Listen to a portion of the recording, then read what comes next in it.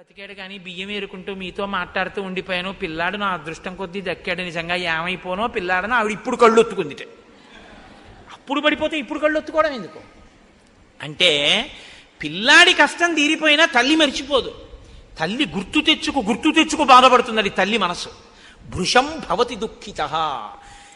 రాముడు ఎప్పుడో ప్రజలకి కష్టం వచ్చినా తలుచుకు బాధపడతాడు, ఆ కష్టం పోయినా సరే. ఉత్సవేషు చ సర్వేషు పితేవ పరితుష్యతి. తండ్రి వాలంటరీ రిటైర్మెంట్ పెట్టేశాడు, ప్రావిడెంట్ ఫండ్ అమ్మేశాడు, అన్నీ కలిపి కొడుక్కి ఇచ్చేశాడు. కొడుకు అమెరికా వెళ్ళిపోయి అక్కడ ఏదో చదువుకున్నాడు, ఉద్యోగం వచ్చింది, పెద్దవాడు అయిపోయాడు. నాన్నగారండి 6 కార్లు కొన్నానండి అన్నాడు, బ్రహ్మాండమైన ఇల్లు కట్టానండి అన్నాడు. తండ్రి అన్నీ ఇచ్చేశాడుగా, ఓ పెంకుటింట్లో ఉన్నాడు. రోహిణీ కార్తీ. ఈ రోహిణీ కార్తీలో నాన్నగారు ఈ మధ్యనే నాకు ప్రమోషన్ వచ్చింది కాబట్టి నాకు ఇంకో 1,00,000 రూపాయలు జీతం పెరిగింది నాన్నగారండి అని చెప్పి ఉత్తరం రాశాడు. ఈ పిచ్చి అయినా టైఫాయిడ్ వస్తే, ఒరే ఒక్కసారి రారా అంటే, నాన్నగారండి ఇప్పుడే ప్రమోషన్ వచ్చింది నేను రాకూడదు, ఒక్క 4-5 రోజులు చూసి తగ్గకపోతే ఫోన్ చేయండి అన్నాడు. వాడు ఏదో తగ్గిపోయింది, ముసలాయన ఇంటికి వచ్చేసాడు. ఇప్పుడు ఈ ఉత్తరం వస్తే ఈయన తల మీద బట్టేసుకుని ఎదురింటికి పరిగెత్తుకెళ్ళి మా అబ్బాయికి 1,00,000 రూపాయలు జీతం పెరిగిందట, ప్రమోషన్ వచ్చింది అని చెప్పాడు. ఈయన ఆ పిల్లాడికి డబ్బిచ్చి పెంకుటింట్లో ఉన్నాడు. వాడికి 1,00,000 రూపాయలు పెరిగితే ఈయనకేం వచ్చింది? ఈయనకి టైఫాయిడ్ వస్తే వాడు చూడడానికి కూడా రాలేదు. అయినా మరి ఈయనకి ఎందుకు సంతోషం అంటే, పితేవ పరితుష్యతి. తండ్రి తనదంతా కొడుక్కిచ్చేసి కొడుకు సంతోషంగా ఉంటే తను సంతోషిస్తాడు తప్ప, తను సంతోషంగా ఉండి కొడుక్కి ఏమీ లేకపోయినా నేను సంతోషంగా ఉన్నాను కదా, వాడు ఎలా పోతే నాకెందుకని తండ్రి అనలేడు.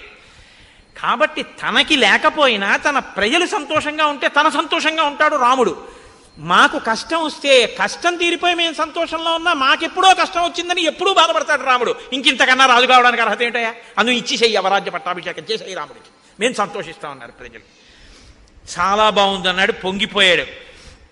ఇటువంటి రాముడికి ఎందుకు పట్టాభిషేకం చెయ్యాలని మేము అంటున్నామో తెలుసా? వాళ్ళు ఇంకొక బలమైన కారణం చూపించారు. స్త్రియో వృద్ధాస్తరుణ్యశ్చ సాయం ప్రాతః సమాహితాః సర్వాన్ దేవాన్ నమస్యంతి రామస్యార్థే యశస్వినః. ఏమీ తెలియనటువంటి వాళ్ళు, వృద్ధులైపోయిన స్త్రీలు, యవ్వనంలో ఉన్న స్త్రీలు, ఉదయము సాయంకాలము కూడా వాళ్ళు ప్రార్థన చేసేటప్పుడు పెళ్లి కాని పిల్ల ప్రార్థన చేస్తే మంచి భర్త కోసం చేయాలి. వృద్ధులైన వాళ్ళు ప్రార్థన చేస్తే తన కుటుంబం కోసం చేస్తారు. వాళ్ళుట పొద్దున్న సాయంకాలం కూడా పూజ చేసేటప్పుడు మా రాముడు బాగుండాలని పూజ చేస్తున్నారు.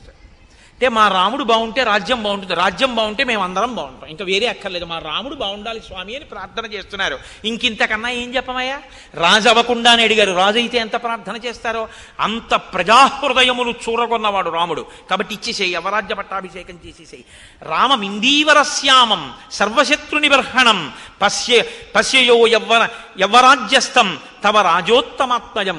నీ కొడుకుకి నువ్వు రాజ్యం ఇచ్చి ఇందీవరశ్యాముడైనటువంటి రాముడు యువరాజు అయి తిరుగుతుంటే చూడాలనుందయా, తొందరగా పట్టాభిషేకం చేయమన్నారు. వెంటనే దశరథుడు, బాగా గుర్తుపెట్టుకోండి, వశిష్ఠుణ్ణి అడగలేదు, జాబాలిని అడగలేదు, కాత్యాయనుణ్ణి అడగలేదు, ఏ పురోహితుణ్ణి అడగలేదు. ఒకవేళ అడిగితే ఇప్పుడు కన్నా బలమైన ముహూర్తం తర్వాత ఉందండి అన్నారనుకోండి, వశిష్ఠుడి మాట కాదనడం అంత తేలిక కాదు. అలా కాదులేండి గురుగారు ఈ ముహూర్తానికి చేసేద్దాం అన్నారనుకోండి, వశిష్ఠుడన్న ముహూర్తం కాదని తను పెట్టుకున్న ముహూర్తాన్ని నిర్ణయం చేయగలడా? కులగురువుని కాదని. అడగకుండా ఉంటే గొడవ వదిలిపోతుందంటే ఎప్పుడు పెట్టాలి ముహూర్తం? 6 నెలలు పోయాక చేద్దాం అనుకుంటున్నానండి అన్నాడు అనుకోండి, తొందర ఏం లేదనమాట దశరథుడికి. చాలా తొందరగా చేసేద్దాం అనుకుంటున్నాను, ఇదే ముహూర్తం అండి అన్నాడు అనుకోండి, పక్కన వశిష్ఠుణ్ణి పిలిచి, అదేమిటి అంటే తొందరగా పట్టాభిషేకం అయిపోవాలని ఎందుకు తొందరపడుతున్నాడు? అది ఇంకొకటి చెప్తాడు తప్ప అసలు కారణం చెప్పడం. కాబట్టి ఇప్పుడు అన్నాడు, మీరు తొందరగా వెళ్ళి వశిష్ఠాది మహర్షుల్ని తీసుకురండి అన్నాడు. చైత్ర శ్రీమాన్ ఇయం మాసః పుణ్యః పుష్పితకాననః యవ్వరాజ్యాయ రామస్య సర్వం మే ఉపకల్ప్యతాం. చైత్రమాసానికి మధుమాసం అని పేరు, వైశాఖ మాసానికి మాధవ మాసం అని పేరు. ఈ 2 మాసములు నరుడు ఎలా బతకాలో నేర్పినటువంటి మహాపురుషులు 2 పుట్టారు. చైత్రమాసంలో మల్లెపువ్వు, వైశాఖ మాసంలో మామిడి పండు. చైత్రమాసంలో వచ్చేటటువంటి మల్లెపువ్వు యొక్క సౌరభం ఎటువంటిదో తన జీవితం అటువంటి సౌరభము కలిగి అటువంటి ధర్మాత్ముడైన రాముడు పుట్టాడు. వైశాఖ మాసంలో మామిడి పండు, మామిడి చెట్టుకు కదండి కాస్తుంది. మిగిలినటువంటి చెట్లకి సంస్కృతంలో రకరకాల పేర్లున్నాయి. ఒక్క మామిడి చెట్టుకు మాత్రం రసాలమని పేరు. రసోవై సహా అని ఈశ్వరుడికి పేరు. అసలు ఆ మామిడి చెట్టు పేరే ఈశ్వరుడి పేరు. ఈశ్వరుడి అన్న పేరున్న చెట్టుకు కాసిన కాయ. కైలాస శంకరుడు కాలడి శంకరుడిగా వచ్చాడు. వైశాఖ శుక్ల పంచమి శంకర జయంతి. మనం మనుషులుగా ఎలా బతకాలో, వేదాన్ని ఎలా నేర్చుకోవాలో, ఎలా అనుష్ఠించాలో శంకర భగవత్పాదులు చెప్పారు. మామిడి పండు వచ్చిన మాధవ మాసంలో పండు లాంటి శంకరాచార్యుల వారు మల్లెపువ్వు విరివిగా దొరికేటటువంటి మధుమాసంలో, చైత్రమాసంలో రామచంద్రమూర్తి ఇద్దరూ ఉద్భవించి ఇది తన సువాసన చేత, అది తన తీపి చేత తాపాన్ని తీర్చినట్టు సంసార భ్రమణ పారితాపోప శమనాన్ని కల్పించారు ఇద్దరు. ఒకరు ధర్మాన్ని అనుష్ఠించి చూపించారు, ఒకరు ధర్మాన్ని బోధ చేసి చూపించారు. కాబట్టి చైత్ర శ్రీమాన్ అయం మాస పుణ్య పుష్పితకానన యవ్వరాజ్యాయ రామస్య సర్వం మే ఉపకల్ప్యతాం. ఈ చైత్రమాసం చాలా గొప్పదయా. అడవిలో పువ్వులన్నీ పూస్తాయి, పుష్పితకానన చెట్లన్నీ విరబూసి ఉంటాయి. కాబట్టి ఇది చాలా గొప్ప నెల. కాబట్టి ఇప్పుడు నేను పట్టాభిషేకం చేసేద్దాం అనుకుంటున్నాను. కాబట్టి వెంటనే వశిష్ఠుణ్ణి పిలిపించాడు, జాబాలుని పిలిచాడు, కాత్యాయనుణ్ణి పిలిచాడు. వశిష్ఠ, మీరు వెంటనే ఏర్పాట్లు చేసేయండి. ఎప్పుడో తెలుసా? ముహూర్తం రేపే. పుష్యమీ నక్షత్రం ఉండగా రేపు పట్టాభిషేకం చేసేస్తున్నాను రాముడికి. యవరాజ్య పట్టాభిషేకం అయిపోవాలి, మీరు ఏర్పాట్లు చేసేయండి అన్నాడు. ఏమిటంత హడావిడి?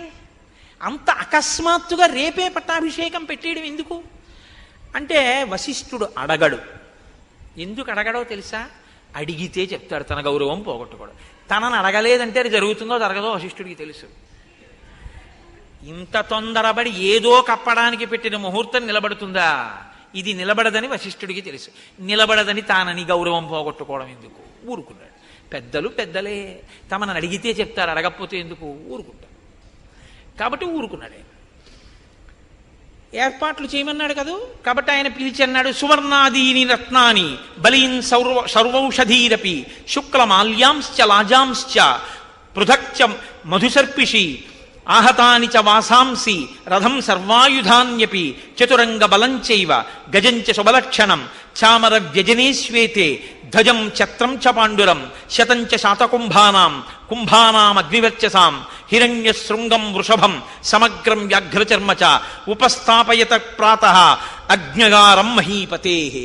ఆ సేవకులందరినీ పిలిచి మంత్రుల్ని అన్నాడు, మీరు బంగారాన్ని, రత్నాల్ని, ఓషధుల్ని, పేలాల్ని, బంగారు పాత్రల్ని, చతురంగ బలాల్ని, శుభలక్షణములు కలిగినటువంటి భద్రగజాన్ని, తెల్లటి గొడుగుని, 100 పాత్రల్ని, బంగారు తొడుగులు ఉన్నటువంటి ఒక ఎద్దుని, పూర్తిగా ఉన్నటువంటి ఒక పులి చర్మాన్ని, వీటన్నింటినీ కూడా రాజుగారి యొక్క అగ్నికార్యం చేసుకునేటటువంటి గదిలో పెట్టండి అన్నాడు. నిత్యాగ్నిహోత్రీకుడైన దశరథ మహారాజు గారు. కాబట్టి ఆయన గదిలో పెట్టండి అన్నాడు. తెల్లవారేటప్పటికి, రేపు సూర్యోదయం అయ్యేటప్పటికీ స్వస్తివాచకం చెయ్యాలి మనం అందరం కూడాను. కాబట్టి ఈ స్వస్తివాచానికి అందరూ సిద్ధం కంటని ఋషుల్ని పురోహితుల్ని పురమాయించాడు.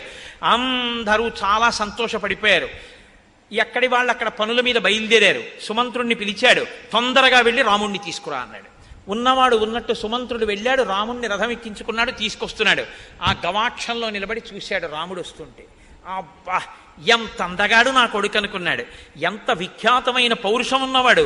దీర్ఘబాహుం మహాసత్వం మాతంగగామినం చంద్రకాంతాననం రామం అతీవ ప్రియదర్శనం రూపౌదార్య గుణై పుంసాం దృష్టి చిత్తాపహారిణం ఘర్మాభితప్తాహ పర్జన్యం హ్లాదయంతమివ ప్రజాః నతర్ప సమాయంతం పశ్యమానో నరాధిపః.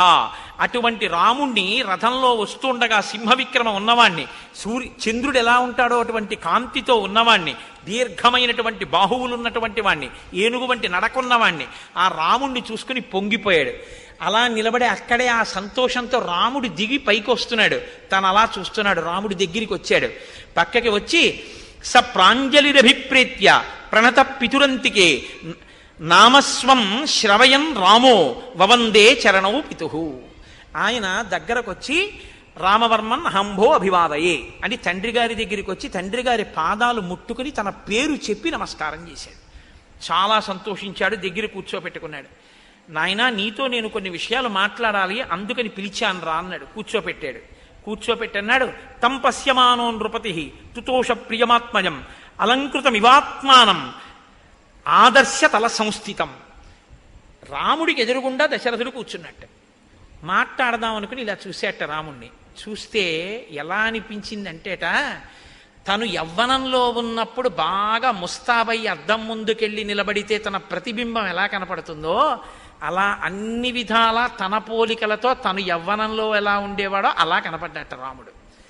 ఎంత ప్రీతి చెందాడోట, నా కొడుకు అచ్చున అలా ఉన్నాడని పొంగిపోయేట పిచ్చి దశరథుడు. ఎంత బాధపడతాడో నిజంగా. దశరథ పరితాపం చదవడమే కష్టంగా ఉంటుంది. కాబట్టి ఇప్పుడు ఆ కొడుకుని చూసుకుని అన్నాడు, నాయనా, నిన్ను పుష్యమీ నక్షత్రం ఉండగా నీకు యవ్వరాజ్య పట్టాభిషేకం చేస్తానన్నాడు. రామాయణ కాలంలో వారాలు లేవు. ఆదివారం, సోమవారం, మంగళవారం, బుధవారం అప్పుడు లేవు.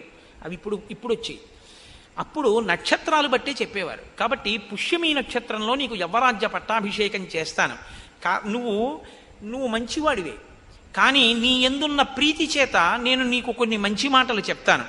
నువ్వు భూయో వినయమాస్థాయ, ఇంకా బాగా వినయంగా ఉండడం నేర్చుకో. భవనిత్యం జితేంద్రియ, బాగా జితేంద్రియుడు కావాలి. కామక్రోధ సముద్ధాని త్యజేధా వ్యసనానిచ, నాయన కామక్రోధములను అణిచిపెట్టి వ్యసనములను విడిచిపెట్టి నువ్వు చాలా మంచివాడవన్న పేరు తెచ్చుకోవాలి. సరే వెళ్ళిరా, రేపు ఉదయం నీకు పట్టాభిషేకం. ఒక్క మాట అంటే ఒక్క మాట. అబ్బా నాన్నగారండి ఎంత మంచి మాట చెప్పారండి, మా ఫ్రెండ్స్కి వెళ్ళి పార్టీ ఇవ్వాలని ఏమనలేదు. నువ్వు ఇంకా బాగా వృద్ధిలోకి రావాలి ఏమనలేదు. వచ్చాడు, నమస్కారం పెట్టాడు, నాన్నగారు చెప్పారు, విన్నాడు, వెళ్ళిపోయాడు. అంతే. అది రాముడు అంటే. కదలనివాడు ఆయన, కదులుతున్నవి మిగిలినవి. వెళ్ళిపోయాడు. వెళ్ళిపోయిన తర్వాత వశిష్ఠాదుల్ని పిలిచాడు. ఓ మాట చెప్పాడు, నువ్వు వెళ్ళి ఉపవాస వ్రతం చేయించు సీతారాములతో అన్నాడు. అని మళ్ళీ అంతఃపురంలోకి వెళ్ళాడు. మళ్ళీ సుమంత్రుడిని పిలిచాడు. మళ్ళీ వెళ్ళి రాముణ్ణి అకస్మాత్తుగా తీసుకురాను. అంటే మీకు ఒక విషయం బాగా గమనించాలి. ఇప్పుడు దశరథుడు మనస్సు స్థిరంగా లేదు, ఏదో భయపడుతున్నాడు. ఆ పని అవుతుందా, చాలా ఉద్వేగంగా ఉన్నాడు. రాముడికి పట్టాభిషేకం చేసేస్తానా, అయిపోతే బాగుండు, ఏదో కంగారు పడిపోతున్నాడు. మళ్ళీ పిలవమన్నాడు. మళ్ళీ వెళ్ళాడు సుమంత్రుడు. ఆశ్చర్యపోయాడు రాముడు. అదేంటి ఇప్పుడే వచ్చావు అన్నాడు. దశరథుడు మళ్ళీ పిలుస్తున్నాడు. వస్తావో రావో నీ ఇష్టం అన్నాడు. తప్పకుండా వస్తాను, కానీ నాన్నగారు మళ్ళీ వెంటనే ఎందుకు పిలిచారు? మళ్ళీ వెళ్ళాడు. మళ్ళీ వెళ్ళి అంతఃపురంలో మళ్ళీ ఎదురుగుండా వెళ్ళి నమస్కారం చేసి నించున్నాడు. కూర్చున్నాడు.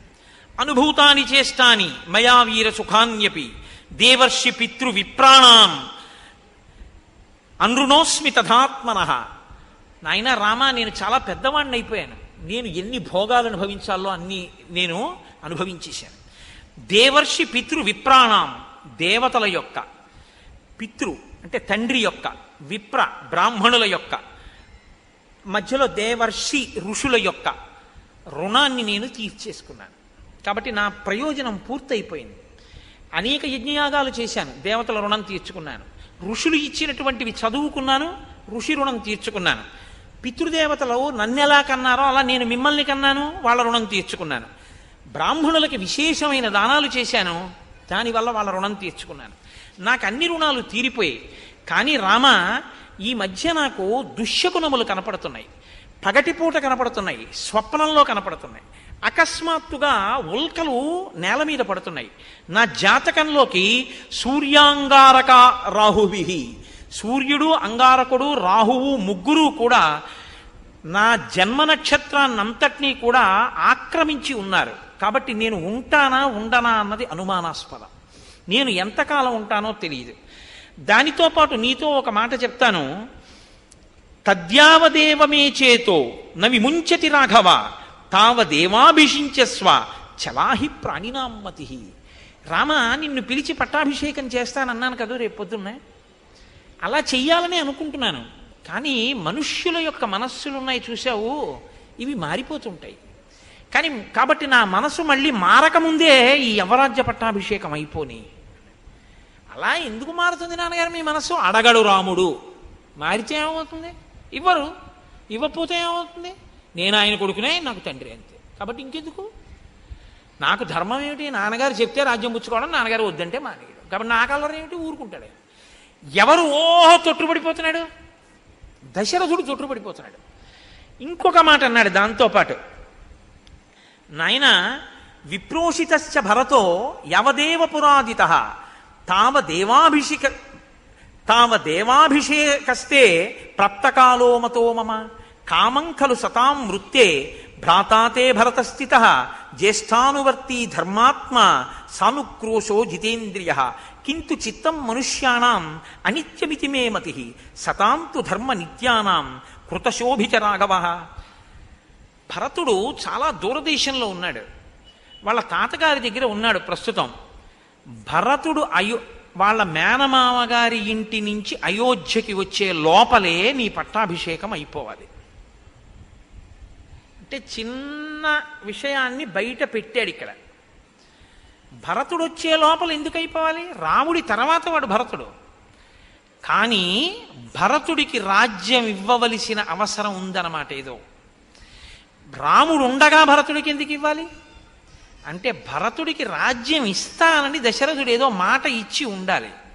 భరతుడికి ఆ మాట ఇచ్చినట్టు రామాయణంలో లేదు. కాబట్టి భరతుడిని కన్న తల్లికి ఇచ్చి ఉండాలి. లేకపోతే ఆ పిల్లని తనకి ఇచ్చిన వాళ్ళకి ఇచ్చి ఉండాలి. అది వాళ్ళకి తెలియకుండా ఈ పట్టాభిషేకం అయిపోవాలి. ఎందుకంటే ఇప్పుడు పిల్లలు పుట్టాక రాముడి మీద వ్యామోహం పెరిగింది. పెద్దవాడు ధర్మాత్ముడు, ఏది చూసి రాముడికి ఇవ్వకుండా ఉండను. అందుకని ఇప్పుడు రాముడికి ఇచ్చేయడానికి, భరతుడికి ఇవ్వకుండా ఉండడానికి భరతుడు రాకుండా చేసేస్తాను అంటూ, నాయన అతను చాలా మంచివాడు, నిన్ను అనువర్తిస్తాడు, జ్యేష్ఠుడంటే ప్రేమ ఉన్నవాడు, గౌరవం ఉన్నాడు, భరతుడు తక్కువవాడని నేను అన్న, చాలా మంచివాడు. కానీ రామ ఏం చెప్పగలం ఎవరి మనసులు ఎప్పుడు ఎలా ఉంటాయో అంటే, లోపల ఏమిటంటే, ఒకవేళ భరతుడికి రాజ్యం ఇమ్మని ఎవరైనా అడిగినా నువ్వు మాట ఇచ్చావు కదా ఈ అన్నా, అలా నాకు అక్కర్లేదు రాముడికే ఇవ్వండి అని భరతుడు అంటాడని ఒక నమ్మకం. ఏమో రాజ్యం కదా, మీరు మాట ఇచ్చారు కదా నాన్నగారు నాకే చేయండి అంటాడేమో అని భయం. అందుకని ఎవరి మనసులు ఎలా ఉంటాయో అన్నాడు. అని మళ్ళీ అన్నాడు, బయలుదేరు వెళ్ళి ఉపవాసం చేయి, రేపు పొద్దున్న ఇచ్చేస్తాను, పట్టాభిషేకం చేసేస్తాను. అంటే ఎంత కదిలిపోతున్నాడో దశరథుడు. ఆ రాత్రి దశరథుడి జీవితంలో ఎంత భయం తొట్టుపాటు ఉన్న రాత్రో మీరు గమనించండి. కానీ మళ్ళీ వశిష్ఠ మహర్షిని పిలిచాడు. సీతారాములకి ఉపవాసం చెయ్యమని చెప్పావా, వెళ్ళు చెప్పిరా అన్నాడు. ఆయన ప్రత్యేక రథం వేసుకుని రాముడి అంతఃపురానికి వెళ్ళారు. వశిష్ఠ మహర్షే వచ్చారని తెలుసుకుని రామచంద్రమూర్తి గబగబా బయటికి వెళ్ళి వశిష్ఠ మహర్షికి నమస్కారం చేసి చెయ్యి ఇచ్చి రథంలోంచి కిందకి దింపారు గౌరవానికి. దింపి లోపలికి తీసుకెళ్లారు, కూర్చోపెట్టారు. ఆయన అన్నారు, ఇత్యుక్త్వా సతదారామం ఉపవాసం యతవ్రతం మంత్రవత్కారయామాస వైదేహ్యా సహితం ముని. నాయన నీకో మంత్రం ఇస్తున్నాను, నువ్వు ఉపవాసం చెయ్యి అన్నారు. మనకి ఇవాళ రేపు ఉపవాసం అంటే ఏమిటి అంత అల్లరి ఉంటుందా అనిపిస్తుంది మనకి. కానీ చిత్రం ఏమిటో తెలుసా అండి, అసలు ఉపవాసం అన్న మాట ఎందుకు వచ్చిందో మీరు తెలుసుకోవాల్సి ఉంటుంది. ఉప అంటే సమీపమనందు, వసి అంటే నివసించుట. ఉపవాసము అనేటటువంటిది ఎప్పుడు పడితే అప్పుడు చెయ్యమని శాస్త్రం చెప్పలేదు. ఇది మీరు బాగా గమనించాలి. మొదట ఉపవాసము అన్నది ఎందుకు వచ్చిందో తెలుసా అండి, బాధను గుర్తెరుగుట కొరకు. ఇది ముందు తెలుసుకోవాలి. ఎందుకు గుర్తెరుగుట కొరకు అంటే, తినగలిగి తినకూడదు. మీరు తినగలరు, ఆకలి ఉంది కానీ తినరు. ఇప్పుడు బాధ వేస్తుందా వేద, ఆకలి వేస్తుందా వేద, వేసేస్తుందా టైంకి, కానీ మీరు తినరు. ఇప్పుడు నీరసంగా ఉంటుందా ఉండదా, ఉంటుంది. జాగరణ ఎందుకు చేయాలి, నిద్ర వస్తుంది కానీ పడుకోరు. ఎందుకు పడుకోరు, ఇంట్లో అన్నీ ఉన్నాయి, చక్క పడకుంది అన్నీ ఉన్నాయి కానీ పడుకోరు. పడుకోకపోతే ఉండే బాధ ఏమిటో అనుభవిస్తారు, అన్నం తినకపోతే ఉండే బాధ ఏమిటో అనుభవిస్తారు. ఈ రెండు ఎందుకు అనుభవిస్తారు ఉపవాసంలో అని చెప్పారో తెలుసా అండి. శరీరంలోంచి జీవుడు నిష్క్రమిస్తాడు, ఏదో ఒకనాడు వెళ్ళిపోవాలి, తప్పదు, ఇందులోంచి వెళ్ళిపోతాడు. వెళ్ళిపోయినప్పుడు బాధతో వెళతాడు తప్ప సంతోషంతో వెళ్ళడు. వెళ్ళిపోయేటప్పుడు చాలా సుఖంగా ఉంటుందని మీరు అనుకోవద్దు, చాలా బాధగానే ఉంటుంది. వినిర్ముక్తం అయ్యేటప్పుడు ఒక్కొక్కసారి 1,00,000 తేళ్లు కుట్టిన బాధ ఉంటుందని చెప్పారు. ఆ వినిర్ముక్తమైనప్పుడు బాధలో ఈశ్వరుడు ఎలా గుర్తొస్తాడు మీకు? ప్రయత్నపూర్వకంగా బాధలో ఈశ్వర స్మరణ మీరు అలవాటు చేసుకోవాలి.